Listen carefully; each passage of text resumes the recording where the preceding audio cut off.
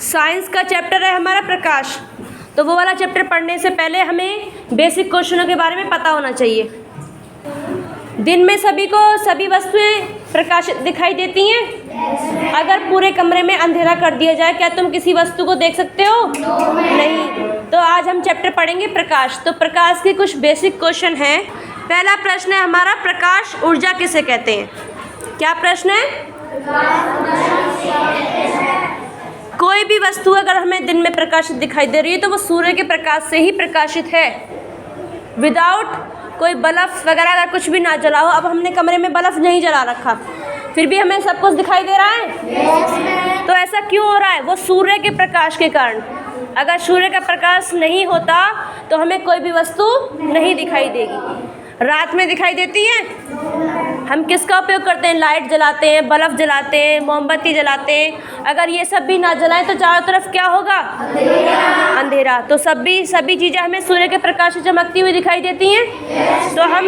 तो हम इस चैप्टर में यही पढ़ेंगे कि आखिर सूर्य का प्रकाश पृथ्वी तक कैसे आता है और कोई वस्तु हमें कैसे चमकती हुई दिखाई देती है। हमें लगेगा हमें उसमें से प्रकाश दिखाई दे रहा है, लेकिन नहीं, ये सब सूर्य के प्रकाश के परावर्तन के कारण होता है। तो इस चैप्टर में हम परावर्तन सब कुछ पढ़ेंगे। तो पहले कुछ बेसिक क्वेश्चन है वो देखेंगे हम। सूर्य के प्रकाशीय किरणों से निकली हुई ऊर्जा, हर चीज ऊर्जा है, सभी को पता है। सूर्य के प्रकाशीय किरणों से निकली हुई ऊर्जा जो वस्तुओं को देखने के लिए आवश्यक है, उसे ही प्रकाशीय ऊर्जा कहते हैं। ठीक है। अगला क्वेश्चन है, प्रकाश की किरण किसे कहते हैं? जो सूर्य की किरण है वो क्या चीज़ है? किसी समांगी पारदर्शी माध्यम में, समांगी मतलब एक जैसा, प्लेन, कोई बीच में वस्तु ना आए। जैसे कि अब ये बोतल है, प्रकाश की किरण यहाँ से टकराएगी, टकराकर हमें अब मुझे बोतल के पीछे का हिस्सा नहीं दिखाई दे रहा है। तुम्हें दिख रहा है बोतल के पीछे क्या रखा है? नहीं दिख रहा ना। क्यों? क्योंकि इसने उस चीज़ को रोक लिया। प्रकाश की किरणों को इसने रोक लिया, प्रकाश के परावर्तन को इसने रोक लिया है। हनुमान जी ने सूर्य को निगल लिया था, पूरी पृथ्वी पर अंधकार हो गया था।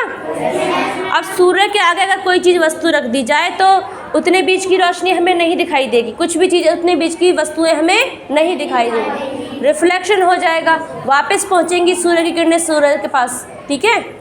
तो देखिए, प्रकाश की किरण किसे कहते हैं? किसी समांगी पारदर्शी माध्यम में प्रकाश के गमन पथ को, गमन पथ जहाँ से किरण होके जा रही है, ठीक है, गमन पथ को प्रकाश की किरण कहते हैं। अब है प्रकाश स्रोत, साधन, ठीक है, प्राकृतिक संसाधन है ना हमारे। ऐसे ही प्रकाश स्रोत यानी कि जिस साधनों से हमें प्रकाश मिलता है उसे प्राकृतिक संसाधन, प्रकाशीय साधन स्रोत कहते हैं। जिन साधनों से हमें प्रकाश ऊर्जा प्राप्त होती है उन्हें हम प्रकाशीय स्रोत कहते हैं। अब प्रकाशीय स्रोत कितने प्रकार के होते हैं?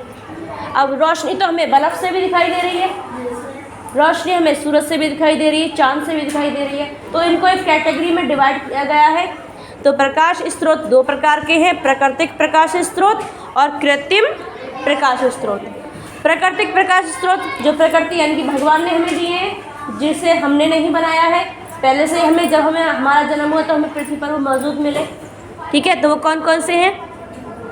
सूर्य, बोलिए।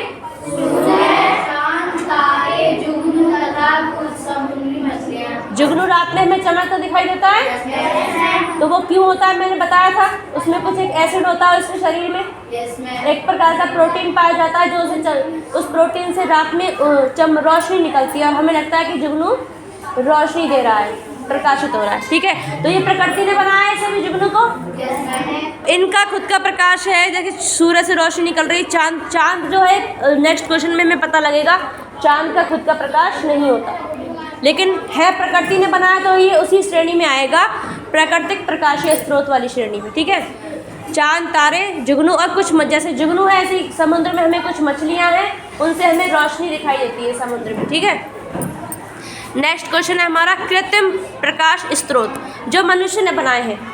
ऐसे स्रोत जिनसे हमें प्रकाश मिले और उन्हें मनुष्य ने बनाया है, वो सब कौन सी कैटेगरी में है? कृत्रिम प्रकाश स्रोत। तो ये सब, सबसे पहले दीपक था, फिर विद्युत का आविष्कार हुआ तो लालटेन, मोमबत्ती, विद्युत बल्ब, ट्यूबलाइट, CFL, LED जो बल्ब आजकल चल रहे हैं सभी ने देखा है। CFL ये जो हमारे स्कूल ये लगी हुई है छोटी सी, ठीक है, LED बल्ब छोटे छोटे गोल गोल जो होते हैं,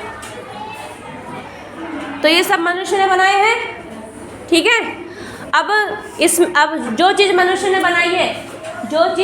बनाई है वो हमारे लिए हानिकारक भी होती है और लाभदायक भी, ठीक है। वातावरण को प्रदूषित करने में किसका हाथ है? मनुष्य का। अगर वो अच्छा काम करता है लेकिन उसके कुछ ना कुछ एक तरफ साइड इफ़ेक्ट भी होते हैं। तो वो कौन कौन, देखिए, दीपक से और लालटेन से वातावरण प्रदूषित करने वाले प्रकाशीय स्रोत, वातावरण प्रदूषित होता है।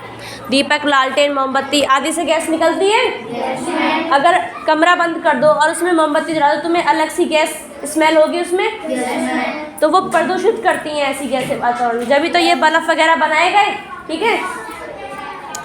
अब नेक्स्ट क्वेश्चन है हमारा, दीप्त वस्तुएं कौन सी हैं?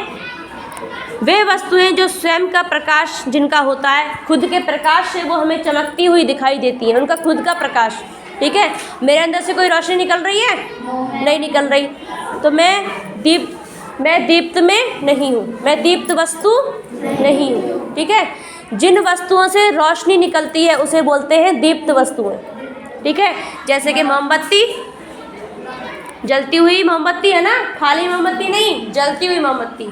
सूर्य, तारे, लैंप, विद्युत बल्ब, लाइट, CFL, LED जो भी कुछ प्रकाशित लड़ियाँ जो होती हैं दिवाली पे लगाई जाती है वो बल्ब की कैटेगरी में ही आते हैं, लाइट्स की, तो वो सब क्या है? दीप्त वस्तु है। मोबाइल में लाइट जलती है तो वो भी कौन सी वस्तु में आ गया?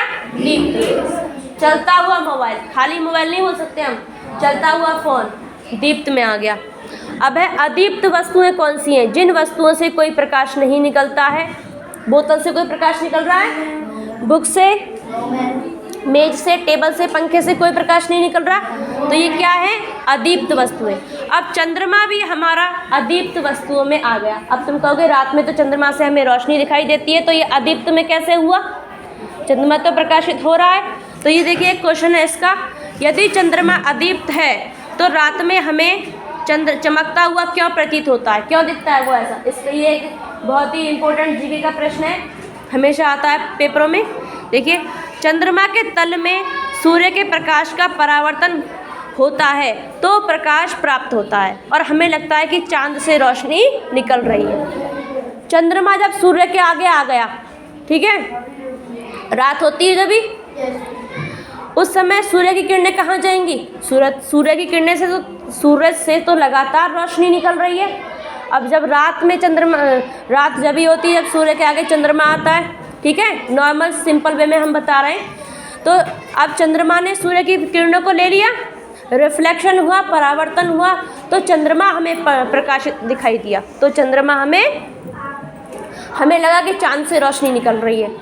अभी ये बुक है, बुक के नीचे में कोई लगा लूँ लालटेन या टॉर्च वगैरह, तो तुम्हें लगेगा कि किताब से रोशनी दिखाई दे रही है, लगेगा नहीं लगेगा कि किताब प्रकाशित हो रही है। तो ऐसा ही एक उदाहरण है चंद्रमा और सूर्य का।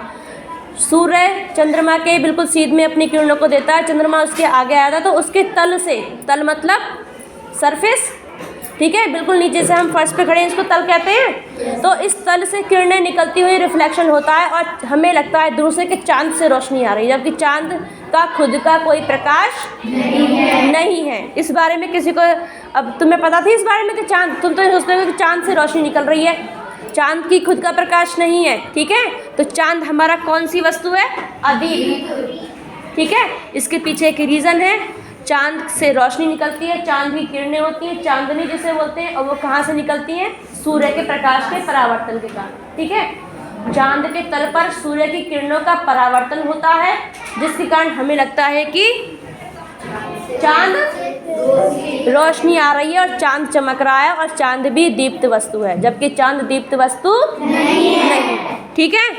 ये बेसिक क्वेश्चन थे हमारे प्रकाश वाले पार्ट को पढ़ने से पहले, ठीक है। आज इतना ही काफ़ी है, इन क्वेश्चनों को रीड करें, कोई भूलेगा नहीं, ये बेसिक चीज़ें होती हैं प्रकाश के बारे में, ठीक है।